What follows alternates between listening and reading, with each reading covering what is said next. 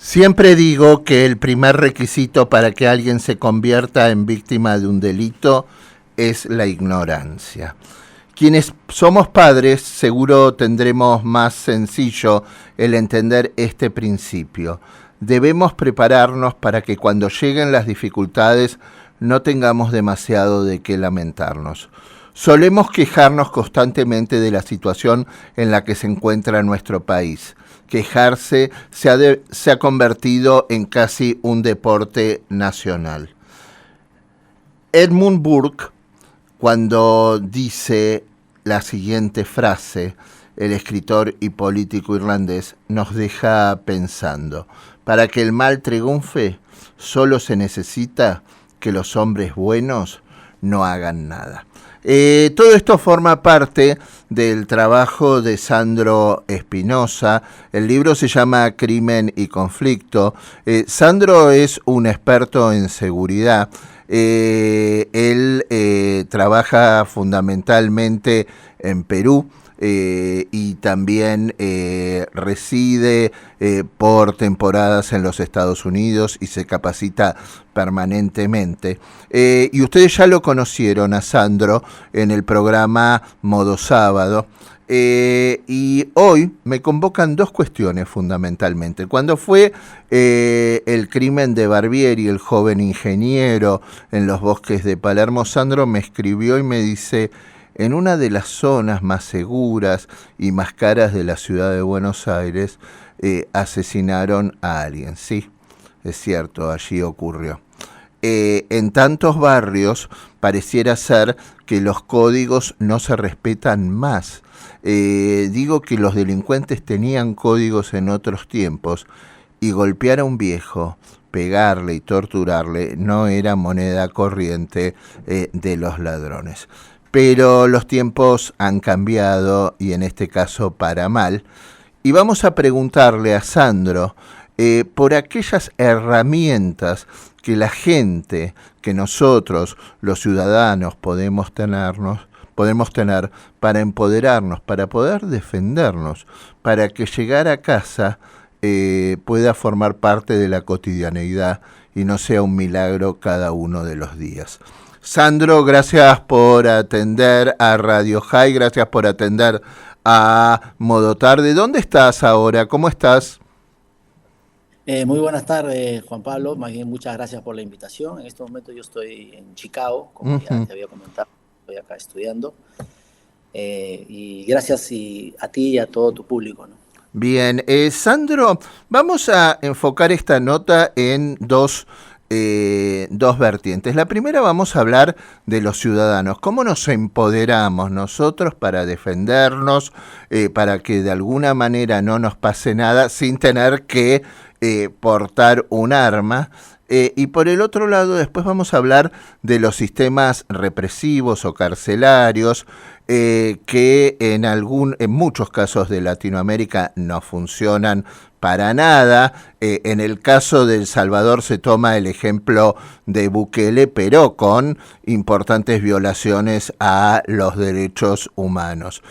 Así que si te parece, arrancamos por el primero de los temas, y es cómo empoderarnos nosotros y cómo protegernos en lo individual para evitar este tipo de delitos que muchas veces significan el robo en gran cantidad de casos y en algunos la muerte.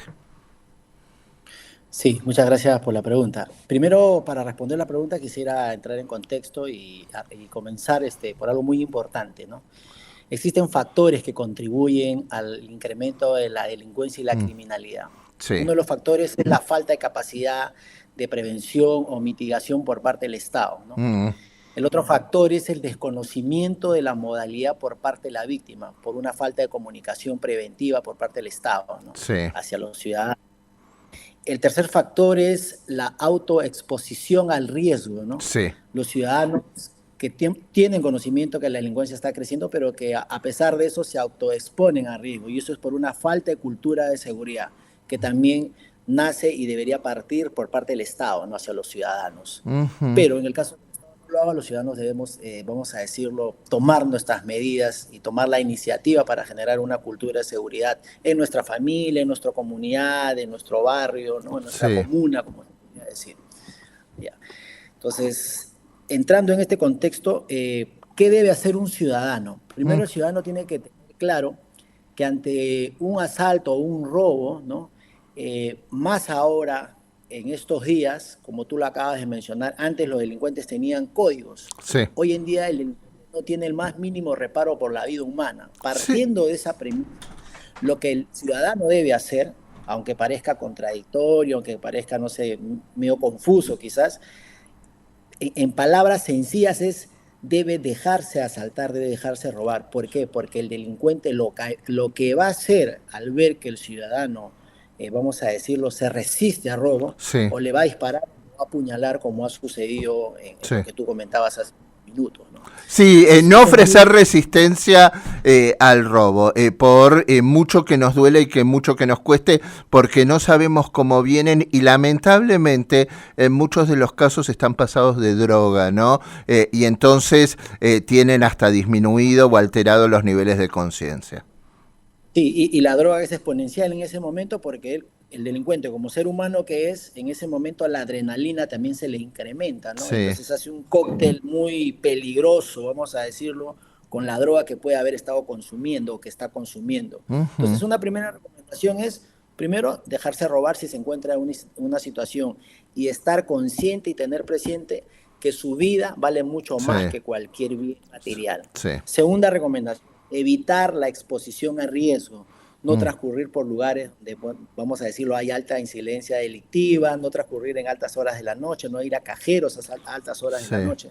Sí. Si bien es cierto, la delincuencia prácticamente en casi en todos los países de Latinoamérica Mm. está tomando ya la urbe o las ciudades residenciales, vamos a decir, Sí. ha sido, el Estado no ha podido contenerlo, no ha podido pararlo, ¿no? Mm. Y lamentablemente esto ha venido sucediendo en países donde ya se han instalado gobiernos comunistas o socialistas. Sí. Recordemos que ellos viven dentro de ese, vamos a decirlo, de uno de los caldos o uno de los ingredientes para que puedan sostenerse en el poder, aparte de volver mendigo a la población, es que Mm. la población pues viva a salto de mata, ¿no? Sí. Desesperado, en el caos, ¿no? En la delincuencia. Sí, sumado a esto, que estamos cada vez más ante narcocrímenes o ante narcodelitos, ¿no? Por el otro lado, cómo se ha metido el narcotráfico en los distintos ámbitos de Latinoamérica. Hablando con Miguel Ángel Toma, quien fuera secretario de la Inteligencia del Estado durante otro periodo de gobierno, cuando habló de los saqueos, habló de, por ejemplo, saqueos que respondían a los narcos, ¿no? Por el modo en que estaban organizados, por el tiempo con el que estaban organizados, por el modo en que actúan. Después se prende otra gente, sin duda, y no vamos a negar la pobreza y la carencia y las necesidades, pero veíamos que también el tema narco está en el medio. Sí, es correcto.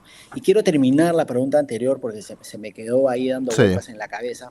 Es muy importante que los ciudadanos tengan presente y sean conscientes que una de las cosas que el ciudadano debe y puede hacer es empoderar a su policía, Mm. darle el Sí. poder a la policía, darle la autoridad, respetarlo. Sí. Yo sé que muchos ciudadanos dirán, como en mi país, pero ¿cómo voy a respetar a un policía corrupto, a veces Sí. mal presentado y todo lo demás? Sí. Bueno, lo tienes que hacer dado que vives en un estado de derecho, y en un estado de derecho la institución o el funcionario público que hace cumplir la ley, que mitiga la delincuencia y la criminalidad es el policía. Entonces, si tú no lo empoderas, si tú no le das la autoridad, si tú no lo respetas, lo que estás haciendo es empoderando al delincuente, Sí. le estás dando autoridad al delincuente, porque el policía, al verse pues minimizado moralmente, Sí. minimizado, no sé, digamos, los sueldos que puedan tener, por la logística que no tiene, Sí. entonces simplemente dice, no, ¿para qué voy a hacer mi función si nadie me la reconoce, ¿no? Ujú. Entonces es importante ser conscientes que en un Estado de Derecho el ciudadano tiene que empoderar a su policía, porque es la única herramienta, es el único instrumento que va a poder mitigar a la delincuencia. Y además capacitarlos, fundamentalmente desde el Estado, Ese por parte del Estado. capacitarlos permanentemente y buscar una excelencia en la institución policial y pagarles buenos salarios. Nos hemos tenido que enterar que los policías tenían que comprar a veces acá en la Argentina sus propios uniformes y hasta sus propias armas, ¿sí? Eso sucede casi en todos los países de Latinoamérica, sobre todo en los últimos años donde la corriente pues, socialista comunista se está instalando, ¿no? Se está instaurando. ¿Y por qué lo hacen? Porque ellos buscan tener una policía desmoralizada, ¿no? Una policía minimizada, porque la policía es la que conforma el sistema de justicia, ¿no? La que va a investigar, va a hacer inteligencia y va a detectar, no sé, pues, los actos de corrupción, los actos de criminalidad donde estén involucrados los políticos. Entonces, los políticos buscan mellar la moral de la policía, buscan minimizar. Sí. Y después también esto de que insistimos en la capacitación y nivelar para arriba con la policía. Lamentablemente estamos dándole un arma a gente con muy poca capacitación y los estamos mandando al muere. Sí, lamentablemente ha sido una forma de casi todos los países de Latinoamérica de no darle los recursos y la capacitación, ni mucho menos la tecnología suficiente a la policía para poder, vamos a decirlo, enfrentar, mitigar, neutralizar la criminalidad y la delincuencia. Desde lo individual, ¿no?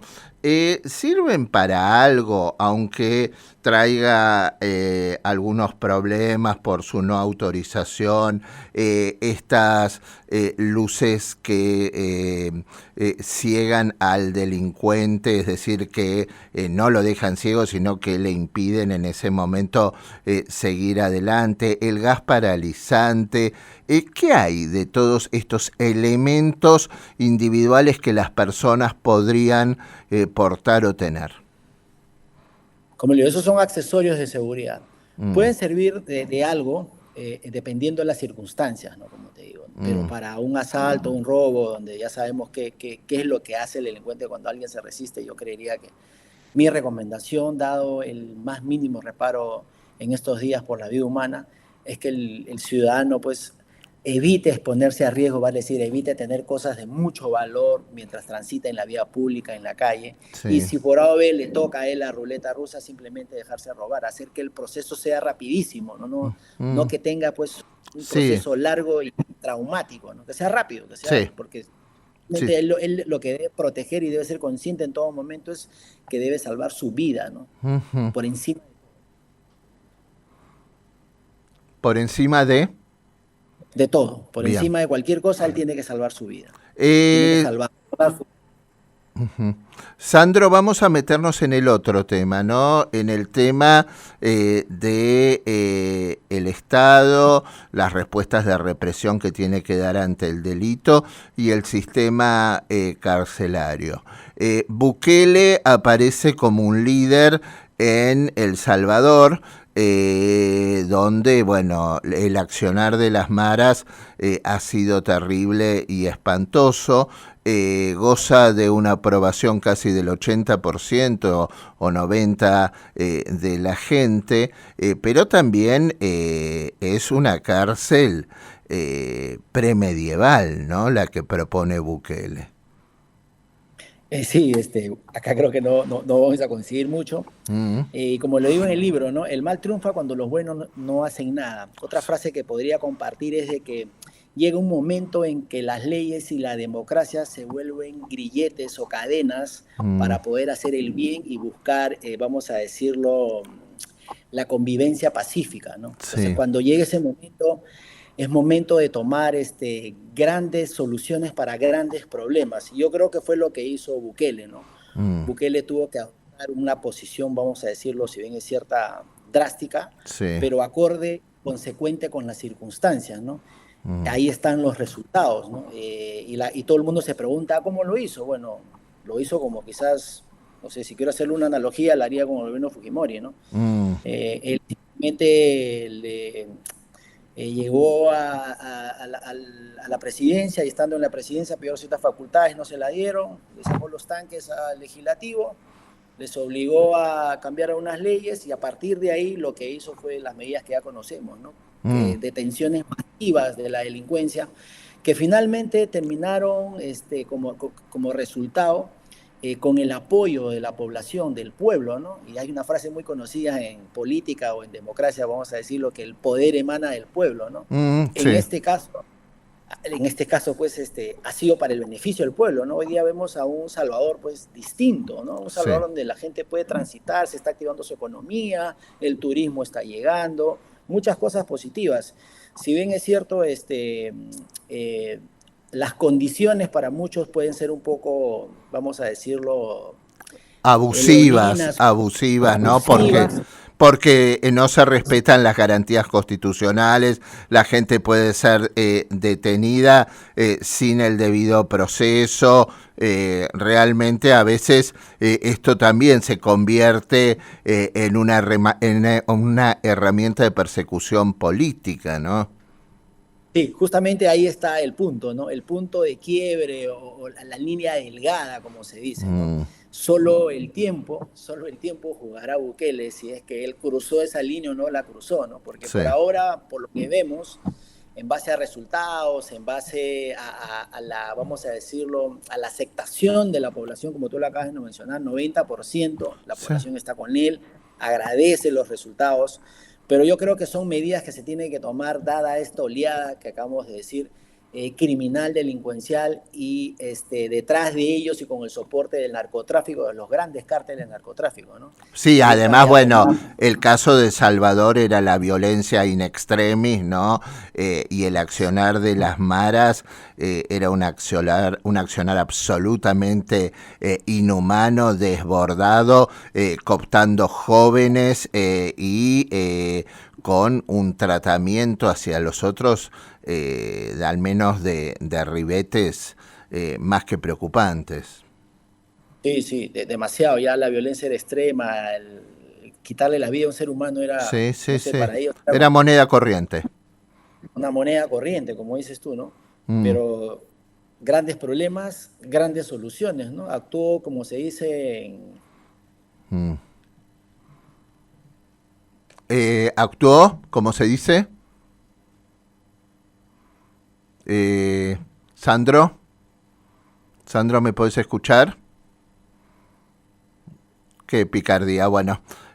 Ahí nos quedó el tema con Sandro. Y justamente yo le quería plantear a Sandro que Centroamérica está apareciendo al tope de los países con mayor inseguridad y violencia de Latinoamérica. Caso Honduras, caso Guatemala, caso Nicaragua. Realmente Costa Rica que era un ejemplo tal vez en Latinoamérica. Ahí hemos recuperado la comunicación con Sandro. Sandro, por último preguntarte por Centroamérica, que se está convirtiendo casi en un polvorín, se ha convertido en la región más insegura de todo nuestro continente, hasta Costa Rica, que en un momento era un ejemplo. Costa Rica no tenía ejército, están al tope de la inseguridad Honduras, Nicaragua, Guatemala y Costa Rica también. Sí, esto es resultado de la reestructuración y reorganización de los cárteles de narcotráfico, ¿no? Como te comentaba en el programa pasado, luego de la caída del Chapo Guzmán, su hijo lidera la organización o el cártel, pero los que lo secundaban a él deciden, según información de inteligencia, entregarlo a la DEA y crean el cártel que hoy día se denomina la nueva generación, ¿no? Y es un cártel que ha tenido como estrategia no solo, vamos a decir, tener la ruta a Estados Unidos y Europa, sino también busca asegurar la producción de la materia prima que viene de Sudamérica, ¿no? Entonces esto ha hecho que el cártel pues tenga como bastión Centroamérica, ¿no? Sí. Y está sucediendo, ¿no? Entonces, donde está el cártel operando, donde hay narcotráfico, la delincuencia también se incrementa exponencialmente, ¿no? Se dice que es una fuente de la criminalidad, el cártel, ¿no? Y ahora sí, la última. ¿Cómo lees lo de Ecuador, no? Fueron un proceso electoral más que sangriento, 2 candidatos asesinados, atentados contra otros. ¿Ecuador se ha convertido en la nueva Colombia de Sudamérica? Sí, es correcto. Se ha convertido en la nueva Colombia Sudamérica con presencia del cártel La Nueva Generación, ¿no? Ahí el cártel, la vez pasada, lo que hizo fue, vamos a decirlo entre comillas, invitar a las bandas criminales para que sea su ejército, ¿no? Hubo una guerra, vamos a decirlo, interna de criminal en Ecuador y el que prevaleció fueron los tijerones, ¿no? Entonces estos ahora han dominado el territorio ecuatoriano con el respaldo económico, logístico del cártel La Nueva Generación. Y lo que ha hecho el cártel es simplemente, a raíz de estos 2 genocidios, vamos a llamarlo, le ha dicho a Ecuador que ellos están presentes en Ecuador, que ellos dominan Ecuador y que ellos que van a hacer lo que quieran en Ecuador. Y además, en el caso de Ecuador, el puerto termina siendo el origen de muchas drogas que se destinan a los otros continentes o al resto de América, ¿no? Es correcto, casi el 90-80% de la que sale la droga de un país, determinado país, a sus puntos de destino es por los puertos marítimos. Bien. Efectivamente. El otro 10%, 15% son por la líneas aéreas. Lo cual también ha significado que conocerás en nuestro país un gran problema en Rosario, ¿no? También por la presencia del puerto allí. Te mando un fuerte abrazo, recomiendo la lectura de este libro que se llama Crimen y Conflicto, y Salvador, vamos a seguir en contacto permanente hablando sobre los temas de seguridad que lamentablemente nos siguen azotando día a día, y el próximo de cada una de estas historias podemos ser vos o yo. Perfecto, yo encantado de participar. Muchas gracias, Juan Pablo, gracias a tu público también. Que tengas una buena tarde-noche allá en Chicago. Sí, gracias. Nos vemos. Era Salvador Espinosa, que pasaba por Modo Tarde.